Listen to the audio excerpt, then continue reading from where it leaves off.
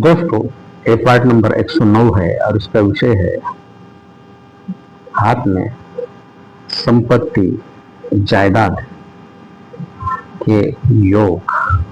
दोस्तों, अगर आपके हाथ में यह रेखा है तो आपको धन संपत्ति और जायदाद प्राप्त हो सकती है। दोस्तों, ये केतु पर्वत होता है। यहाँ से अगर भाग्य रेखा यहाँ से निकलकर अगर शनि पर्वत पर चली जाए, ये सीधी हो, स्पष्ट हो, अखंड हो, बिना कटी टूटी हो, बिना दाग धब्बा तिल काला तिल की हो, तो दोस्तों यह ऐसी साफ गहरी स्पष्ट भाग्य रेखा व्यक्ति को अपार संपत्ति अपार धन देती है और धीरे धीरे धीरे व्यक्ति संपत्ति धन जायदाद प्राप्त कर लेता है। दोस्तों, ऐसी भाग्य रेखा व्यक्ति को पिता से भी जायदाद संपत्ति धन प्राप्त होने के योग दर्शाता है। ऐसी रेखाओं वाले व्यक्तियों को पिता से धन संपत्ति जायदाद प्राप्त होती है। दोस्तों, यह आयुष्य रेखा है, इसे धन रेखा भी कहते हैं।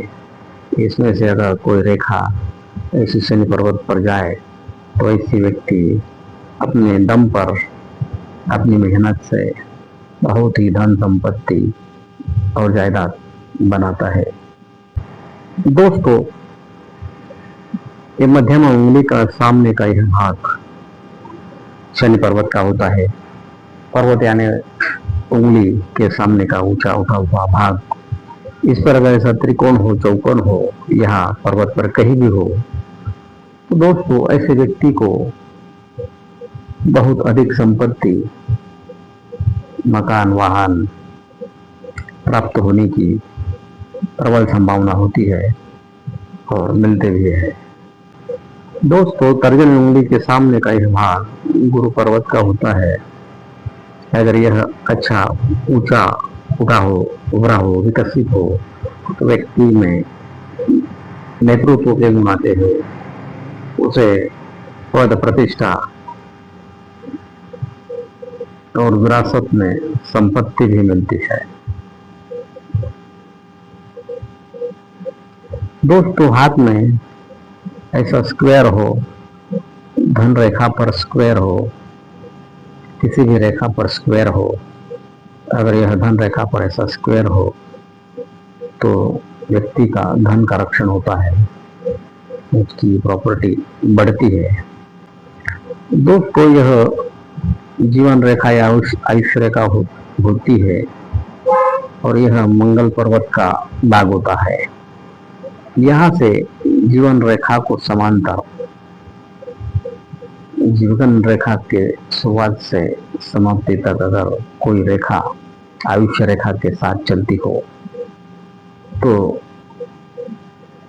यह रेखा होने से व्यक्ति को पैतृक पिताजी से, अपने पिता से संपत्ति, धन संपत्ति जायदाद मिलने का योग होता है। दोस्तों, यह शनि पर्वत का भाग भी अगर उभरा हो तो व्यक्ति को जमीन, जायदाद, प्रॉपर्टी मिलती है। दोस्तों, रवि पर्वत पर या गुरु पर्वत पर स्टार का निशान हो तो व्यक्ति को अचानक धन लाभ होता है, उससे वह धन संपत्ति जायदाद बनाता है। दोस्तों, अगर धन रेखा पर ऐसा मछली का निशान हो या जीवन रेखा के अंत में ऐसा मछली का निशान हो या शनि पर्वत पर हो या रवि पर्वत पर मछली का निशान हो, तो दोस्तों ऐसा ये मछली का निशान व्यक्ति को धन संपत्ति जायदाद ऐसी सभी प्रकार की समृद्धि देता है। व्यक्ति को किसी चीज की कमी नहीं होती। दोस्तों, व्यक्ति के मणिबंध रेखाएं होती है व्यक्ति की, अगर ये तीनों मणिबंध रेखाएं अच्छी हो, स्पष्ट हो, साफ हो, गहरी हो, तो ऐसे व्यक्ति को संपत्ति, धन, जायदाद, स्वास्थ्य, सुख, समृद्धि मिलती है। दोस्तों, यह भाग्य रेखा होती है और इसमें से अगर कोई रेखा बुध पर्वत की तरफ जाए या जीवन रेखा में से कोई रेखा बुध पर्वत पर जाए तो इसे बुध रेखा भी कहते हैं, स्वास्थ्य रेखा भी कहते हैं, व्यापार रेखा भी कहते हैं। और इस रेखा की वजह से दोस्तों यह मस्तिष्क रेखा है, यानी बुद्धि रेखा है। तो इसका यह पार्ट, यह व्यापार रेखा का यह पार्ट और यह भाग्य रेखा का यह पार्ट, इससे यह मनी ट्रायंगल बनता है। ये मनी ट्रायंगल अगर पैक हो, कटा टूटा ना हो, बड़ा हो, तो ऐसे व्यक्तियों को भी अपार संपत्ति, धन और जायदाद प्राप्त होता है। ऐसे लोग इस मनी ट्रायंगल के वजह से धन संचय करते हैं और प्रॉपर्टी बनाते हैं। यह धन, संपत्ति, जायदाद व्यक्ति के पास होने का बड़ा योग होता है। ऐसे ट्रायंगल से व्यक्ति को अपार धन संपत्ति, अपार धन, अपार जायदाद मिलती है। दोस्तों, यह सूर्य पर्वत का भाग होता है। इस पर एक ऐसी खड़ी रेखा है या ऐसी लंबी रेखा या ऐसी धन रेखा में यानी भाग्य रेखा में विलीन होने वाली सूर्य रेखा, कोई भी एक रेखा हो, वो स्पष्ट हो, साफ हो, गहरी हो, तो व्यक्ति को नाम, सफलता और संपत्ति दिलाता है। दोस्तों, पर्वत पर ऐसी 2-3 खड़ी रेखाएं हो तो यह भी धन रेखाएं होती है और यह भी व्यक्ति को बहुत धन दौलत मिलने का संकेत होता है। तो दोस्तों, इसी तरह हाथ में संपत्ति, धन, जायदाद के योग होते हैं। तो दोस्तों, यह वीडियो यहाँ समाप्त होता है। दोस्तों, इस चैनल पर कई वीडियो है, उनमें से कुछ 4-5 वीडियो के नाम मैं आपको सूचित करता हूँ। पार्ट नंबर 107 का विषय है हमेशा जवान रखती है यह संजीवनी रेखा। पार्ट नंबर 106 का विषय है हाथ में ऐसा धनयोग कि आप पैसा गिनते गिनते थक जाओगे।